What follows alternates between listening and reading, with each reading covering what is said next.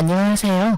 얼마 전 기가 막힌 일로 이혼하고 이렇게 글을 쓰게 된 30대 후반의 돌싱이에요. 저의 결혼 생활은 생각보다 짧았고 그걸 지금도 천만다행이라고 생각하고 있어요. 저는 남편과 결혼한 지 4년 만에 이혼을 하게 됐어요. 결혼했을 당시에는 남편이 너무 잘해줘서 남편에게 문제가 있을 거라는 생각은 한 번도 해본 적이 없었어요. 제 앞에서는 완벽한 남자친구였으니까요. 한 번쯤 의심해봤다면, 아니 남편의 폰이라도 한번 열어봤다면 저에게 이런 일은 일어나지 않았을지도 모르죠.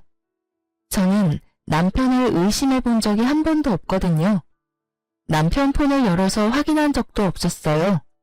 사랑이란 신뢰와 믿음만으로 유지되는 거라고 믿는 순진한, 아니 바보 같은 사람이었던 거죠. 저와 남편의 결혼이 순탄했을 것 같지만 의외로 우리의 결혼은 생각보다 험난했었어요. 저는 그리 내세울 만한 직업을 가진 것도 아니었고 집안이 빵빵한 것도 아니었거든요. 시댁은 시부가 사업을 해서 돈도 많았고 특히 시모가 교육자 집안이라 그런지 굉장히 보수적인 분들이어서 예의범절, 가문 이런 걸 따지셨거든요. 그런 분들에게 평범하게 자란 제가 마음에 들 리가 없었죠. 당시에는 저도 남편을 무척 사랑했으니 결혼을 포기하고 싶지 않았어요. 그때 시모가 마지막으로 묻더군요. 너 우리 집안의 제사가 얼마나 있는지 알긴 하니? 제사만 1년에 13개야. 그리고 집에 행사 있을 때마다 와서 네가 거들어야 하고 걔가 우리 집 장손이라서 너는 맏며느리가 되는 거야. 그 정도는 당연하게 해야 되는 일이고 할 수 있겠어? 솔직히 저희 집에서도 제사는 지냈었고 바쁜 어머니 때문에 제가 제사 준비한 적도 많았거든요. 또래보다는 그런 일에 익숙하다고 볼 수 있었으니 저도 그때는 자신감 넘치게 가능하다 말했었죠. 제 말에 시모가 한참을 절 뚫어져라 쳐다보더니 그러더군요. 좋다. 너랑 우리 아들 결혼시켜주마. 원래라면 합가를 해야 하는 상황이지만 아들이 분가를 그렇게 원하니 내가 분가할 수 있도록 해주마. 대신 제사 행사에 절대 빠지지 말고 참석해. 네가 못한다고 생각하면 나는 둘 가차없이 이혼시켜버릴 거야. 이때 느낀 감정은 마치 면접관을 앞에 둔 기분이었어요. 며느리 면접을 하면 이런 느낌일까요? 결국 저는 그렇게 시모의 요구에 알겠다고 답했고 그렇게 저와 남편은 결혼을 할 수 있게 됐어요. 그리고 시모는 분가를 하는 저희의 신혼집 전세금을 모두 빌려주셨어요. 그리고 행복한 결혼은 악몽의 시작이 되었죠. 시댁 재산은 생각보다 컸고 많았어요. 처음에 살짝 버벅대기는 했지만 그래도 한 달, 두 달이 흐르면서 본래 하던 게 있으니 어떻게든 맞춰갈 수 있게 됐어요. 처음 1년은 시모의 짜증 섞인 말만 들었어요. 넌 도대체 친정에서 배워온 게 뭐니? 어떻게 제대로 할 줄 아는 게 하나도 없어? 너희 부모님도 참 대단하시네. 이런 것도 모르는 애를 결혼시킬 배짱이 어딨어? 저의 실패나 서투름은 곧장 친정 부모님을 향한 모진말로 돌아왔고 그런 말을 듣지 않기 위해 정말 애 많이 썼어요. 2년 차에는 필사적이었던 만큼 더 잘해낼 수 있었어요. 그런데 그마저도 시모 마음에는 들지 않았나 봐요. 네가 들어온 지 2년이 되는데 여태껏 나한테 물어보면 어떡하니? 네가 알아서 해야 할 거 아니야. 그리고 언제까지 내가 준비를 다 해줘야 하니? 이제부터는 알아서 네가 준비도 하고 음식도 해야지. 맞는 말이라고, 일리 있는 말이라고 생각은 했어요. 그런데 정말 버티지 못하겠다고 생각한 건 좋은 말 한마디 안 해주는 시모와 남편 때문이었어요. 노력은 어느새 당연한 게 되고 그 당연한 걸 조금이라도 못하게 되면 질책이 날아왔죠. 이 시기에 저는 채찍질만 당하는 말 같은 존재였어요. 언제까지 노력해야 하나 언제쯤이면 며느리로 인정해줄까 하는 생각이 들었었죠. 게다가 시모의 동행이나 이율 요구가 심해지자 어쩔 수 없이 다니고 있던 직장까지 그만뒀어요. 시모가 한 달 용돈을 줄 테니 일을 그만두고 시댁 일에 전념하라고 했었거든요. 일을 하면서는 도저히 시모의 요구를 만족시킬 수 없어서 일을 그만뒀지만 마음속으로는 너무 아까웠어요. 하지만 남편과의 결혼 생활 유지를 위해서는 제가 시댁에 잘할 수밖에 없다는 생각으로 시댁에 전념했었죠. 제사나 행사만큼 많이 불렸던 건 손님들 대접할 때였어요. 아버님은 사업을 하시니 만나는 분들이 많았어요. 그런 분들을 집으로 초대하면 항상 제가 불려가서 음식도 하고 청소도 하고 했었어요. 제가 일을 잘하면 잘할수록 일이 늘어나는 신기한 상황이 된 거죠. 3년 차쯤 됐을 때 시모는 손가락 하나 턱짓 한 번으로 사람을 부려먹을 정도가 되어 있었으니까요. 결국 그런 것들이 쌓이니 저는 스트레스가 점점 늘어만 갔어요. 그리고 정말 타이밍 나쁘게도 그때 알게 된 거죠. 남편의 화려한 이중 생활을. 그날은 정말 즐거운 날이었어요. 시댁에서 절 부르지 않았고 남편과 바깥에서 식사도 했고요. 집에 들어와서는 둘이서 와인도 한잔하면서 즐거운 시간을 보내고 있는데 남편이 그날따라 과음을 했는지 소파에서 영화를 보다가 먼저 잠이 들었어요. 저는 남편에게 이불을 덮어주고 침대로 가려고 했어요. 그런데 남편 손에서 스르륵 빠져나온 폰이 바닥에 소리를 내며 떨어지더군요. 그리고 그걸 주워든 저는 아무 생각 없이 남편의 폰을 열었어요. 남편은 한 번도 폰을 잠근 적이 없었거든요. 귀찮다고, 그리고 문제 있는 사람들이나 비밀로 하는 거라고요. 솔직히 여태껏 남편의 그런 말들 때문에 폰을 확인하지 않은 것도 있어요. 그날도 그냥 탁자 위에 놔둘 수도 있었던 폰이었죠. 그런데 이상하게 열어보고 싶은 기분이 들었던 건 어째서였을까요? 저는 남편의 폰을 열어 사진과 메시지, 카톡을 확인하고는 웃으며 폰을 내려놓으려 했어요. 정말 아무것도 없는 업무나 친구 연락만 있었으니까요. 그나마 남편 덕분에 내가 이 힘든 시집살이를 견딘다고 생각하며 폰을 내려두려다가 순간 폴더 안에 있는 아주 작은 어플 하나에 눈이 갔어요. 그걸 누르지 말아야 했는데 그 안에는 남편이 만난 여자들이 몇 명이나 있더군요. 저는 남편이 바람을 필 거라는 상상도 해본 적 없었는데 이렇게 한 명도 아닌 여러 명의 여자를 보게 되니 너무 당황스럽더라고요. 남편이 그 여자들과 약속 잡은 날을 확인해보니 거의 대부분이 제가 시모에게 불려서 시댁에 간 날들이었어요. 저는 남편과의 결혼을 유지하기 위해서 몸이 힘들어도 제사 준비, 음식 준비, 청소까지 식모처럼 일하고 있었는데 남편은 그런 저를 두고 자기 혼자 열심히 즐기고 있었더라고요. 너무나 큰 배신감과 충격에 부들부들 떨며 혼자 소갈이하던 저는 잠도 제대로 못 자고 그날 하루를 뜬 눈으로 지새웠어요. 그리고 그 다음날 남편이 일어나자마자 묻지도 따지지도 않고 말했죠. 나랑 이혼해줘. 자다 깬 남편 얼굴이 당황스러움으로 바뀌더군요. 그럴 수밖에요. 제가 장난으로라도 헤어지자거나 이혼하자는 말은 한 적이 없었거든요. 연애를 하고 있는 동안에도요. 그런 제가 뜬금없이 앞뒤 다 잘라먹고 이혼하자니 남편이 당황할 수밖에요. 뜬금없이 아침부터 무슨 소리야? 무슨 일 있어? 집안일이 힘들어? 엄마가 괴롭혀? 지 탓이라는 생각은 전혀 안 하고 시댁 문제를 들먹이는 남편을 보는데 역겨워서 구토가 나올 것 같더군요. 저렇게 나를 위하는 척하면서 뒤로는 다른 여자 만나면서 온갖 더러운 짓을 다 했을 거라 생각하니 진짜 너무 견딜 수 없을 만큼 더러운 기분이었어요. 시댁 일 힘들지. 내가 왜 그 힘든 일을 해냈는데 당신이랑 결혼 생활 유지하려고 그런 거였잖아. 그런데 당신 나 시댁에서 일하는 동안 데이트 앱으로 여자 만났더라? 어떻게 그럴 수가 있어? 제 말에 남편 눈이 크게 떠지더니 아차 싶은 표정이더군요.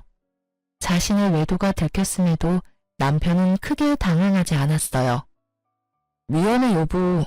그치만 하늘에 맹세코 그 여자들한테 마음 준 적 단 한 번도 없어. 다 그냥 노는 애들이야. 그냥 그렇게 잠깐 만나고 헤어지는 그런 사람들이야. 2번 볼 사이도 아니고 용건만 끝나면 다신 볼 일 없는 사람들. 그런 사람들이랑 자기랑은 다르지. 이런 말을 들으니 기가 차서 말이 안 나오더라고요.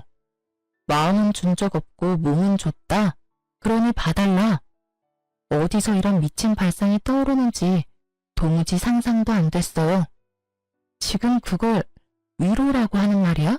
아니면 돌려서 낚아는 거니? 그것도 아니면 지금 이 순간을 모면하려고 그냥 던진 말? 어떻게 당신이 나한테 그런 말을 해? 당신 마음이 나한테 있으니 몸은 마음대로 굴려도 된다 이거야? 내가 받은 배신감, 내가 느낀 이 더러운 감정은 어쩌고. 당신이 그딴 식으로 가볍게 미친 소리 한다고 해결될 일 아니잖아. 나도 가벼운 마음으로 이렇게 말하는 거 아니야. 나한테는 진짜 당신뿐이라니까. 봐, 어떤 여자도 오래 만난 적 없어. 당신만큼 나를 완벽하게 해주는 여자도 없고, 무엇보다 내 아내라는 자리에 당신보다 더 완벽한 여자도 없어. 그거면 되잖아. 솔직히 내가 당신을 얼마나 잘 챙겼는지는 당신도 잘 알잖아. 서프라이즈도 자주 해줘. 당신 위해서 선물도 많이 해줘. 당신 집에 있을 때는 다른 곳에 가지도 않고 당신한테 오잖아. 이 정도면 내 마음을 의심하는 것도 이상하지 않아? 난 정말로 당신뿐이야. 다른 여자들 신경 쓸 것 하나도 없어. 그 여자들은 그냥 노는데 필요한 것들이니까. 남편 말대로 남편이 저와 있는 동안만은 잘해줬으니 저도 의심하지 않았었죠. 그런데 그런 저에게 남편이 이런 짓을 하다니. 그만해. 더 이상 듣고 싶지 않아. 당신의 사랑이 이런 가벼운 것인 줄 알았으면 당신이랑 결혼조차 생각 안 했을 거야. 서프라이즈, 선물을 많이 해주면 바람펴도 되는 거야? 나하고 있는 시간에만 충실하면 내가 없는 시간에는 다른 여자 만나는 게 당연한 거냐고. 여보, 나는 지금 이 상태에서 벗어나고 싶지는 않아. 당신처럼 완벽한 아내이자 며느리는 찾기 힘들잖아.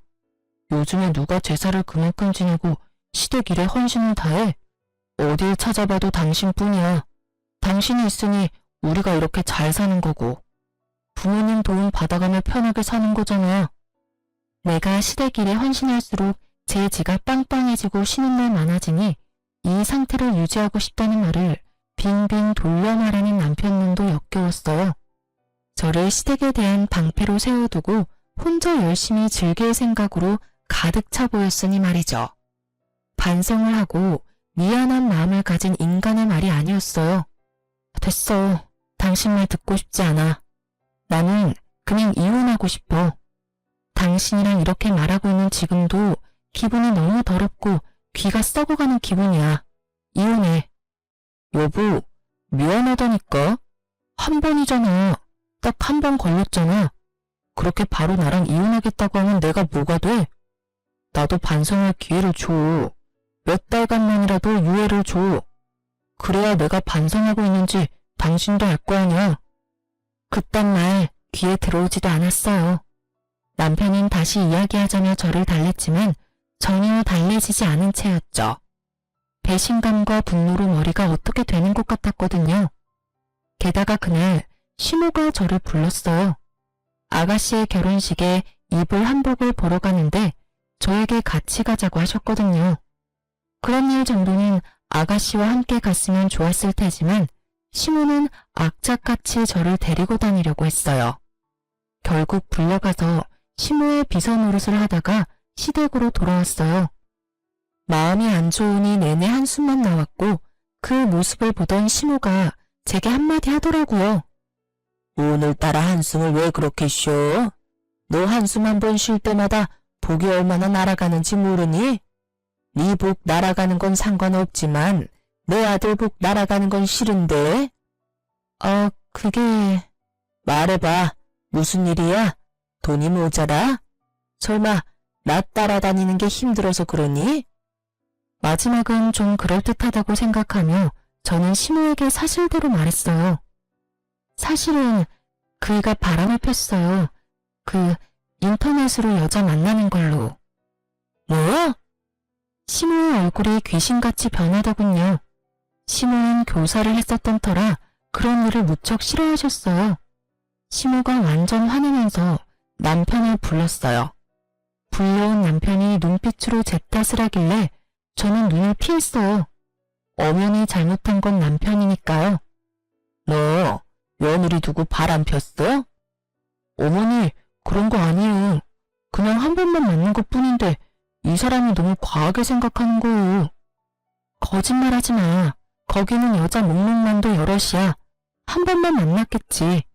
여러 명이 한 번씩 만났으니까 잘못이 없다고 말할 거야? 우리끼리 이야기하자고 했는데 왜 어머니한테 말한 거야? 남편의 푸념에 시모가 큰 소리 치더군요. 그만. 둘바 어른을 앞에 두고 이게 무슨 짓이야? 그리고 네 행동에 이 엄마 아빠의 명예가 걸려있다고 내가 몇 번을 말했어. 여자를 만날 거면 조용히 뒤탈없는 여자로 만나. 너 때문에 아버지 사업에 문제 일으키면 우리가 주던 지원은 다 끊을 거다. 내 명의에 너의 신혼집이며 매달 주는 용돈이며 다 끊어버릴 테니까 지금 당장 내 눈앞에서 다 정리해. 혼내는 것도 참 시모답다 싶었어요. 부모님 이름에 똥칠하지 말고 뒤탈없는 여자를 만나라니. 이럴 땐 네가 잘못했고 용서를 구해라가 답이 아닌가요? 결국 남편은 제게 조금만 시간을 달라고 했죠. 자기가 변하지 않는 것 같으면 그때 이혼이 달라고요. 필사적인 남편의 말에 딱 한 번만 용서하기로 했어요. 그날 이후로 남편은 매일 저녁 제게 핸드폰 검사를 받고 설정에 들어가 어플 다운받은 모든 기록을 보여줬어요. 그렇게 이야기가 일단락 되어가고 있었어요.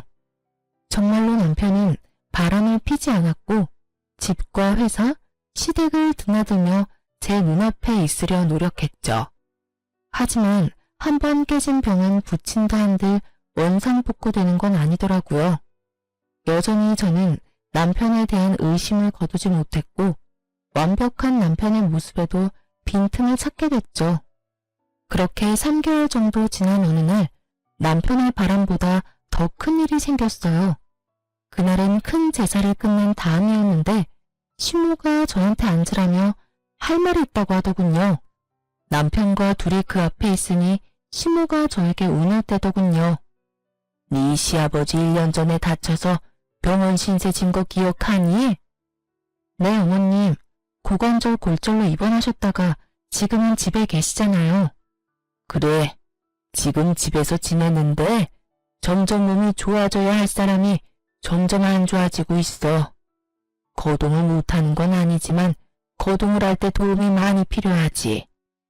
여태 나랑 네 신우가 움직이는 거 도와줬는데 이제는 네 신우도 결혼하고 나면 여기 못 올 거고 나도 늙어서 힘을 못 쓰니 네가 들어와서 네 시아버지 수발을 좀 들었으면 좋겠구나. 저는 너무 당황했어요. 갑작스러운 합가 이야기에다가 시부 수발까지 들라는 말에 정신이 없었죠.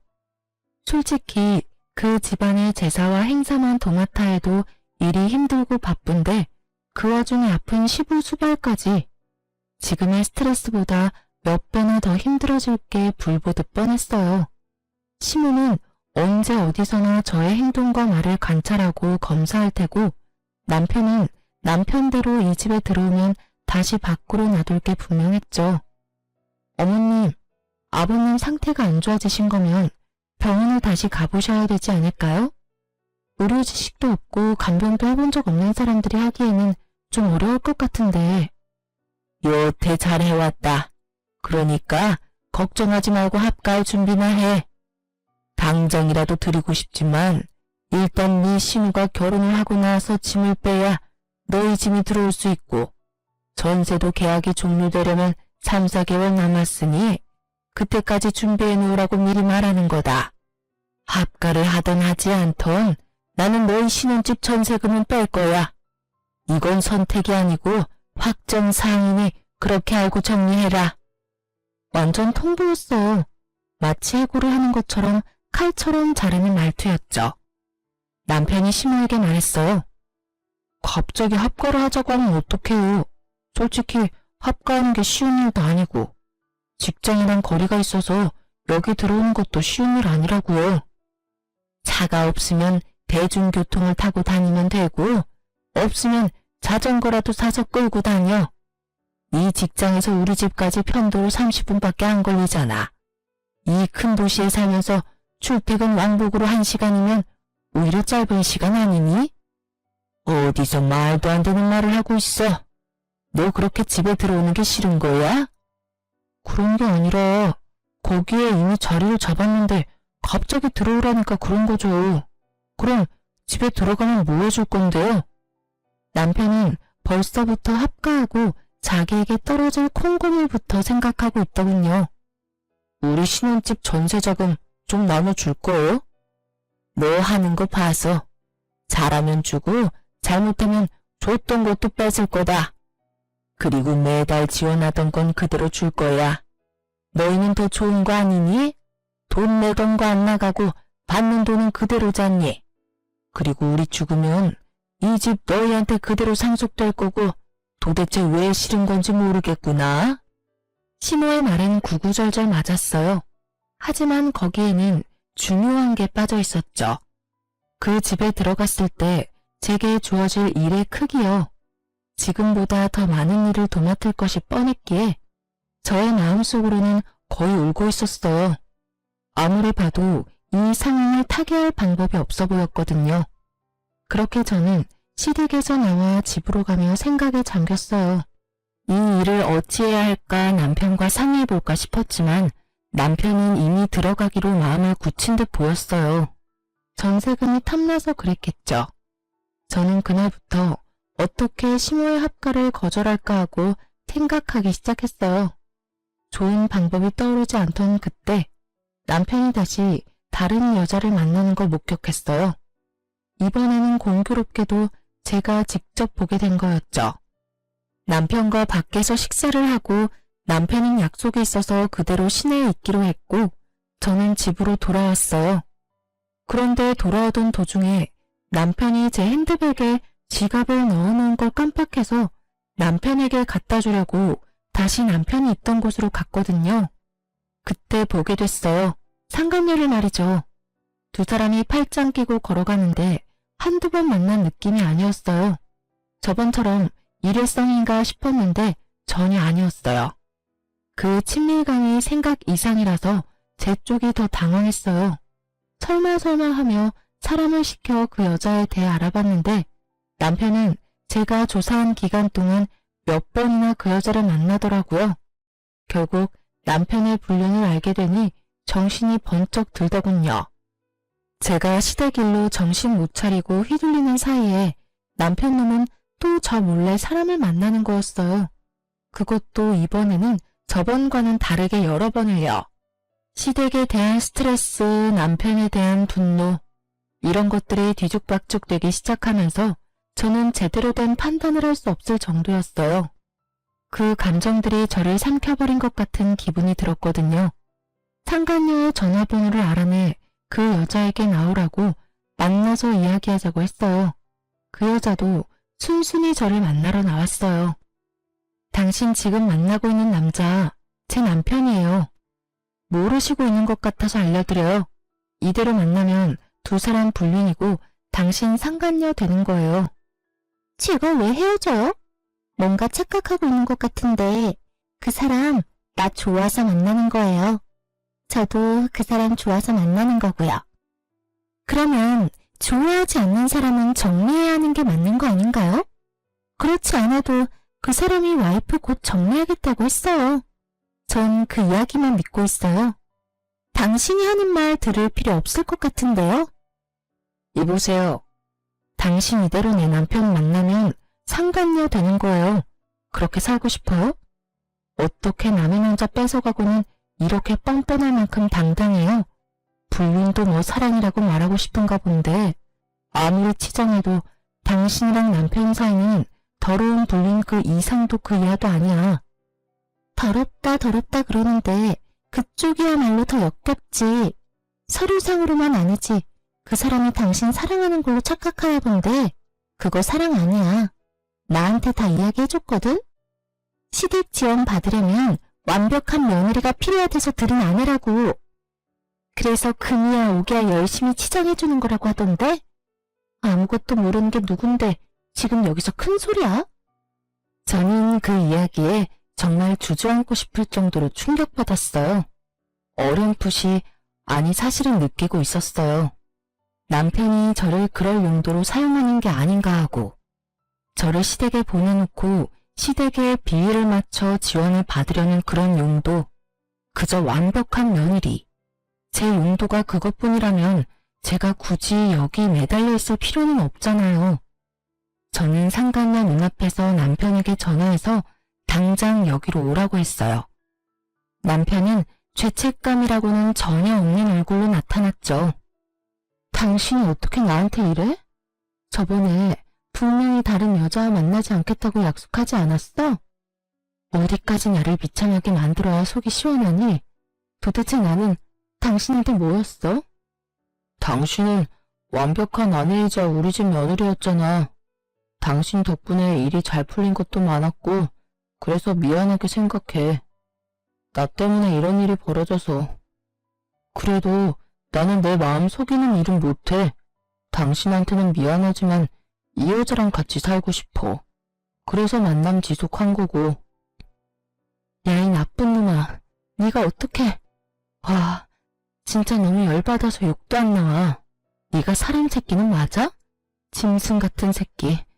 내가 여태껏 어떤 마음으로 시댁과 당신한테 했는데 내 뒤통수를 이렇게 때릴 수가 있어? 당신이 나 없이 잘해낼 수 있을 거라고 생각해? 당신 없으면 뭐가 어떻게 되는데? 이 여자 웃기네. 당신이 와이프라고 뭐라도 된 것처럼 행동하는데 나라고 당신이 하는 일을 왜 못하겠어? 여기서 미친 짓 그만하고 그냥 깨끗하게 헤어져. 그게 훨씬 덜 비참할걸? 상간녀의 그 말에 저는 한바탕 퍼부어주려다가 언뜻 그런 생각이 들었어요. 이렇게 비참하게 내가 살아야 하는 건가? 이 남자에게 매달려 본처 자리를 꿰고 있어도 나한테 돌아오는 건 아무것도 없지 않을까 하고요. 시모가 나를 마음에 두는 건 그저 내가 하는 일을 잘하는 시모라서 그렇고 실제로는 나를 딸처럼 생각하는 건 아닐 거잖아요. 그런 사람을 위해서 내가 이 남자의 이런 여성 편력을 견디며 살아갈 수 있을까 하는 생각이 들었어요. 그러자 정신이 번쩍 들었어요. 이대로 이 남자를 내게 돌려놔도 내게 남아있는 건 합가에서 시집살이 당하며 남편의 바람을 손 놓고 바라보는 것뿐이잖아요. 저는 입을 닫았어요. 남편에게 아무런 질책의 말도 하지 않고 남편에게 말했죠. 알았어. 이혼해줄게. 당신 같은 남자는 내 쪽에서 사양이야. 대신 시댁에는 비밀로 하고 이혼해. 이혼하는 순간까지 비밀 잘 지켜. 그리고 최대한 우리 이혼 빨리 해결되도록 협조해. 대신 상간녀 위자료 소송은 할 거야. 그렇게 알고 있어. 이건 다 당신 잘못으로 이혼하는 거니까 그 정도는 해줄 수 있지? 제 말에 상간녀와 남편은 환하게 웃으며 서로를 얼싸안으며 좋아하더군요. 소송을 한다는데도 좋아하는 걸 보니 위자료는 남편이 다 내줄 것 같더군요. 그나저나 상간녀의 그 꼴을 보아하니 상간녀는 모르는 것 같더라고요. 남편이 곧 시댁에 합가해야 한다는 사실과 시댁의 제사와 행사가 얼마나 많은지, 그리고 무엇보다 그 집에 귀신보다 독한 시어머니가 있다는 것을요. 저는 무표정으로 나왔어요. 그걸 알려줄 착한 마음 같은 건 없었으니까요. 나를 지옥에서 빼내어줄 소중한 사람인데 그런 이야기를 알려줄 필요가 있을까요? 지금의 행복을 만끽하도록 두는 게 좋겠죠. 다음에 있을 지옥이 그래야 더 고통스러울 테니까요. 그런 생각을 하고도 흠칫 놀랐어요. 그렇지만 남편의 불륜으로 이혼하는 여자들은 거의 대부분이 이런 마음일 거예요. 저만 그런 게 아니란 걸 알고서는 마음이 도리어 편해졌죠. 게다가 처음에는 정말 화가 나고 열이 받아서 온몸이 부들거리고 정신이 나갈 만큼 분노로 가득했는데 시간이 좀 지나고 객관적으로 제 상황을 바라보게 되니 딱히 이혼이 나쁜 것만은 아니었더라고요. 남편의 불륜으로 비참해진 마음은 이혼을 함과 동시에 너무도 편안해졌으니까요. 게다가 시댁에 신경 쓰지 않아도 된다는 건 너무나 다행스럽고 행복한 미래였죠. 그리고 이혼 숙려 기간 동안 저는 아주 바쁘게 살았어요. 시댁에는 숨겨야 했기에 이혼이 완벽하게 되기 전까지는 어쨌든 시댁 일을 도와야 했거든요. 게다가 합가를 위한, 아니 상간녀의 시댁 합가 때문에 제 짐들은 미리 빼둬야 해서 바빴어요. 그러면서 직장의 취직이 확정되었고 드디어 법적으로도 서류상으로도 완벽하게 이혼이 되었어요. 싱글이 된 첫날 저는 이미 빼둔 짐을 미리 구해놓은 전셋집에 옮겨두고 자유를 즐기고 있었어요. 사실 이혼이 완료된 날 다음 날은 시댁 제사가 있는 날이었어요. 이혼을 했으니 갈 필요도 없어 새로 구한 집에서 혼자 뒹굴거리고 있었죠. 그런데 시모에게서 전화가 왔더군요. 너 대체 어디야? 도대체 이게 다 무슨 일이고? 지금 당장 우리 집으로 와. 여기 지금 네 남편 애인 데리고 와 있어. 나한테 설명해. 어머님, 죄송한데 이미 저희 이혼해서 남이에요. 이야기 들으실 거면 아드님한테 들으시는 게 낫지 않을까요? 뭐? 이혼을 했다고? 이혼에도 숙려기간이라는 게 있잖아. 너희 그거 아니니? 그 기간도 이미 다 끝나서 저희 진짜 서류상으로도 남남이에요. 그러니까 아이고, 이게 다 무슨 일이야? 너 지금 당장 우리 집에 와. 와서 설명해. 사실 안 가도 문제는 없었어요. 이제 남이잖아요. 그런데 시모의 모습을 보니 상간녀와 전 남편의 반응이 너무나 신경 쓰이더라고요. 도대체 뭘 어떻게 했길래 시모가 저한테 오라고 전화를 했을까 싶었죠. 그래서 시댁으로 갔어요. 집안에는 상간녀와 전 남편이 가지런히 시모 앞에서 무릎을 꿇고 앉아 있더군요. 시모는 저를 보더니 턱짓으로 들어와 앉으라고 시키더군요. 전 남편 옆에 앉았더니 시모가 물었어요. 너희 왜 이혼했어? 저 남편이 이 여자랑 바람이 났는데 저한테 이혼해달라고 하더라고요. 그 여자 너무 좋아한대요. 게다가 이 여자도 저한테 이혼해달라고 요구했고요. 넌 본처잖니? 그런 애가 그렇게 쉽게 이혼을 해주면 어떡해?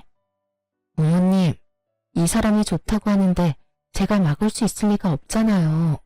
그리고 저는 사랑 없는 결혼을 못해요. 제가 결혼할 때도 말씀드렸지만 저는 저 사랑이 절 사랑하는 동안에는 뭐든 할 수 있다고 했잖아요. 그런데 절 사랑하지 않는다니 제가 무슨 할 말이 있겠어요? 본처가 다 뭔데요? 그렇게 자존심 세우고 앉아있으면서 두 사람 하하호호 즐거워요, 사랑해요 하는 거 보고 있으라고요? 그렇게 살면서 제 정신이 망가지는 걸 가만두느니 그냥 지금 당장은 쪽팔려도 이혼하고 제 살 길 찾아가는 게 낫다고 생각했어요. 이혼이 너희 둘만 하는 거니? 예. 결혼을 할 때 양가 부모님이 함께 했으면 이혼을 할 때도 양가 부모님께 알려야 되는 거 아니야? 오늘이 제사인데 아무것도 모르는 무지렁이 한 마리가 들어와서는 집안을 이렇게 어지럽히고 있잖아. 너도 데려올 거면 일 잘하는 참한 여자를 데려왔어야 할 거 아니야. 넌 니처가 여태껏 어떻게 이랬는지 보고서도 저런 머리가 꽃받친 여자를 데려와? 어머니, 말씀 좀. 이 사람 저랑 재혼할 사람이에요. 그렇게 말씀하시면 저도 어머님이랑 같이 못 살아요. 네가 나랑 못 살면 어쩔 건데? 너 알고 있겠지만 네 신혼집 그거 내 명이야. 저번에도 약속했지만 나는 너희 합가하라고 분명히 이야기했어. 그런데 그 짧은 시간 동안 이런 짓을 꾸며? 시무의 분노에 전 남편도 어쩌지 못하고 있더군요. 상간녀 앞이라 꼴불견의 모습은 보이고 싶지 않은 듯했지만 시무의 말을 거스를 수는 없었어요. 그리고 거기 아가씨, 아들한테 들었는지 모르겠는데 지금 우리 집에 시집 오면 합가해서 이 집에서 어른 모시고 살아야 해. 우리 남편이 다치고 나서 후유증이 심해서 거동이 잘 안 되거든. 그러니까 시아버지 수발까지 들어야 하고 집에 제사는 1년에 13번 정도 있는 데다가 손님 오시면 음식 접대에 청소까지 다 해야 해. 너 할 수 있겠니? 할 수 있으면 아들이랑 결혼 허락해 줄게. 근데 하기로 했으면 일단 잘 해야 하는 건 알지? 난 일 못하는 사람은 용납 못해. 시무의 말에 상간녀 얼굴이 하얗게 질리며 전 남편에게 이야기하더군요. 난 그런 이야기 들은 적 없어. 설마 당신 나 속인 거야? 나는 당연히 그 집에서 우리 둘만 살 줄 알았어. 게다가 제사라니. 내가 이야기했잖아. 합가 이야기는 안 했지만 제사 지내는 거랑 시댁 일 돕는 건 저번에 너도 다 할 수 있다며? 전 와이프가 다 하던 건데 그걸 당신이 못할 리도 없고. 당신이라면 잘할 수 있을 것 같아서 별말 안 한 거라고. 그래, 제사나 음식은 내가 할 수 있다고 쳐. 근데 아픈 어른 수발까지 드는 건 나한테 말 없었잖아. 게다가 합가라니. 그 이야기가 제일 중요한데 하지도 않고. 난 절대 합가는 안 돼. 어머니, 이렇다는데 좀 봐주세요. 제사며 음식 돕는 건 다 할 수 있다잖아요. 저도 아직 합가는 하고 싶은 마음이 없고 솔직히 사람 쓰면 될 일을 어머니가 어거지로 하고 있으니까 이런 일이 벌어지는 거잖아요. 이 사람 생각해서라도 사람을 쓰던지 요양원을 보내는 게 맞잖아요. 저는 묘한 배신감에 휩싸였어요. 제가 고생하는 걸 다 보고 느꼈으면서도 저와는 결혼 기간 중에는 시모에게 아무 말 없었던 전 남편에게 이미 지난 일이었지만 배신감을 느꼈죠. 시모는 자신에게 대드는 전 남편을 보더니 무척 엄한 얼굴로 말했어요. 합가하기 싫으면 따로 나가 살아. 너희 돈으로. 나는 절대로 분가에는 돈 못 대준다. 그리고 합가해서 살지 않으면 너희한테 지원하던 것도 다 끊을 거고 상속도 없을 줄 알아. 네가 믿지 못할 수도 있을 것 같으니 일단 네가 쓰는 카드부터 정지하마. 결국 그렇게 카드까지 정지먹은 전 남편은 모아놓은 돈이 없어서 상간녀와 함께 울며 겨자 먹기로 시댁에 합가하기로 했더라고요. 좀 전에 느낀 배신감이 순식간에 사라질 만큼 상간녀와 남편의 실망한 얼굴이 너무 좋았어요. 그럼요. 제 가슴에 못을 박고 자기들끼리만 좋은 건 불공평하잖아요. 저는 그 집에서 나왔고 전 남편과 상간녀에게 위자료를 꼬박꼬박 받고 있었어요. 그리고 4개월쯤 지났나? 일하고 있는데 전 남편에게서 연락이 왔더군요. 전화를 안 받았더니 문자 카톡까지 남기고 다 무시했더니 결국은 친정어머니에게 연락하는 바람에 전 남편과 만났어요. 무슨 일로 나 보자고 했어? 난 당신하고 할 말 없어. 일도 바쁘고. 직장 구했어? 당연하지. 여태껏 당신네 집일 도와준답시고 일 안 한 거야. 그때는 돈도 받고 있었으니까 할 필요도 없었고. 그런데 무슨 일로 보자고 한 건데? 당신 혹시 나한테 돌아올 생각 없어? 여태껏 혼자잖아. 갑자기 이런 무슨 정신 나간 소리인가 싶어서 전 남편의 얼굴을 빤히 쳐다봤어요. 어디 아파? 왜 그런 무서운 소리를 해? 아니, 그 재혼한 여자는? 그 여자랑은 이혼했어. 이혼? 결혼한 지 얼마나 됐다고? 나 때문에 헤어진 건 아니야. 우리 본가랑 잘 안 맞아서 어머니 일 시키는 게 힘들었나 보더라고. 그래서 가만히 생각해보니 네가 참 힘들었겠다 싶기도 하고 그런 마음 드니까 미안함과 동시에 내가 좀 더 잘해줬어야 했다는 후회도 들고 그렇더라고. 제대로 된 말을 하는 놈이 아닌데 수상했죠. 그래서 더 집요하게 물어봤어요. 헤어졌으면 다른 여자 찾으면 되잖아. 굳이 헤어진 전 부인을 찾는 거야? 당신이 우리 집 일 도맡아 했잖아. 그렇게 할 줄 아는 사람 없기도 하고 우리 엄마 성미 맞춰줄 사람도 없고 그리고 아직도 나는 너를 마음에 두고 있어. 그때 그 여자 때문에 모진 말 하긴 했지만 정말로 당신을 놓을 생각은 없었거든. 거짓말을 줄줄 읊으며 말하는 짐승 새끼를 보니 기가 막혔죠. 헤어져 달라고 난리칠 땐 언제고 이제 와서? 그리고 엄마도 당신이 돌아왔으면 하고 있고 제사도 줄이고 병수발도 안 들어도 된대. 당신이 돌아오기만 하면 다 원하는 대로 들어준대. 분가도 시켜주고 나도 당신 말고 다른 데는 눈길도 안 줄게. 정말로 약속할게. 그 말을 믿어? 당신도 참 순진해. 그치? 어머님이 정말로 내가 원하는 대로 해주겠다고 해? 그럴 일 절대 없다는 데에 내 전 재산을 걸 수도 있어.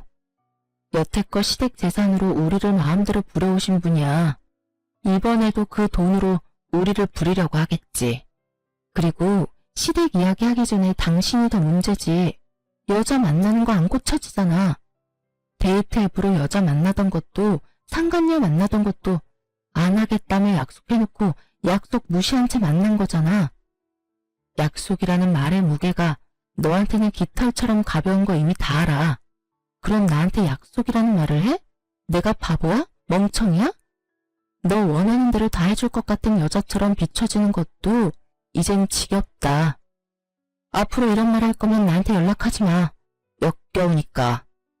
제 말에 전 남편은 화가 난 것 같더군요. 혼자 있는 게 외로워 보여서 구제해 주려고 했더니 뭐? 그러면 너는 뭐가 그렇게 잘났는데? 잘하는 거라고는 어른들 비위 맞추는 것밖에 없으면서 너 같은 건 나도 싫어.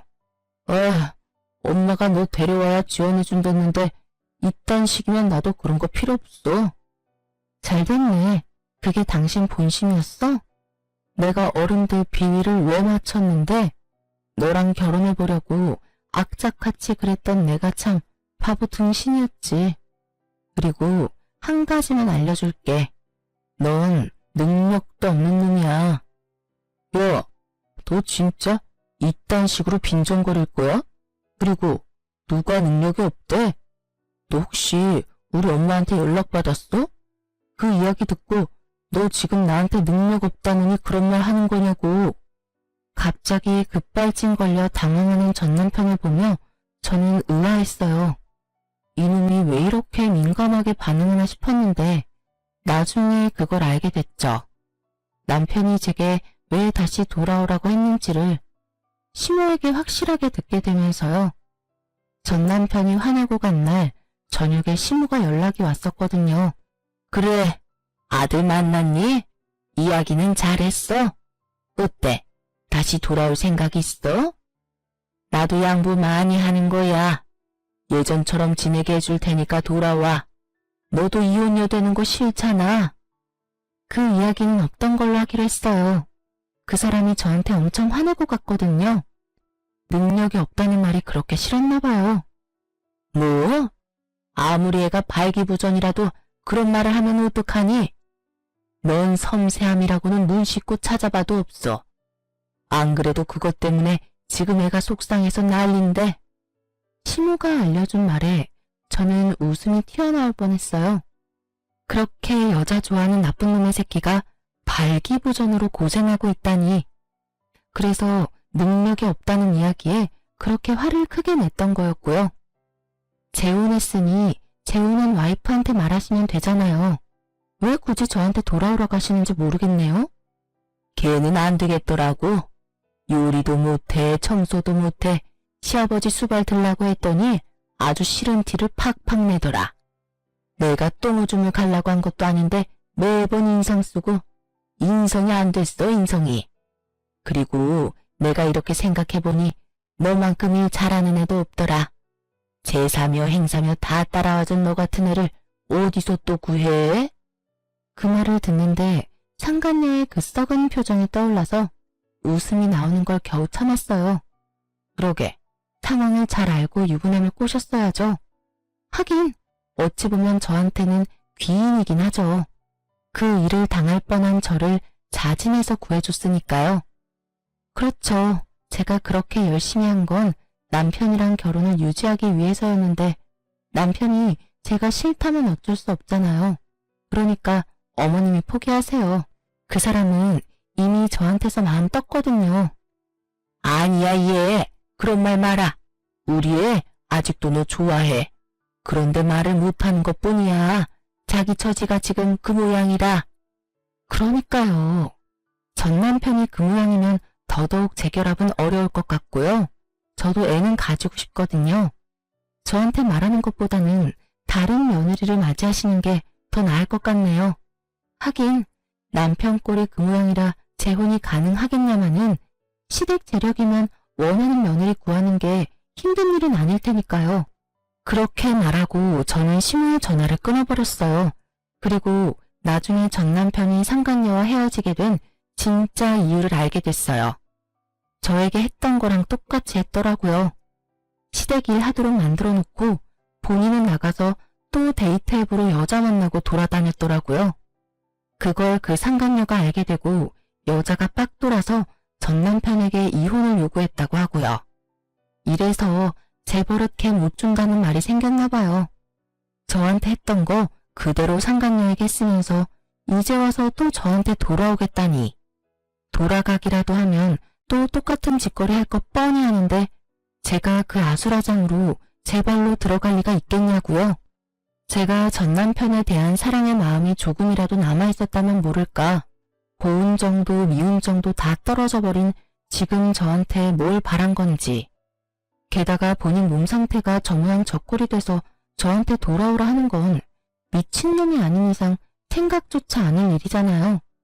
무릎을 꿇고 손이 발이 되도록 빌어도 받아줄 확률 0%인데 무슨 근거 없는 자신감으로 그런 말을 짓거린 건지 생각할수록 답 없는 놈이더라고요. 그 이후로 전 시모는 미련이 남는지 간간히 연락해왔지만 저는 모든 연락을 차단했고 더 이상 연락은 오지 않았어요. 그리고 전 남편은 더 꼴사납게 됐죠.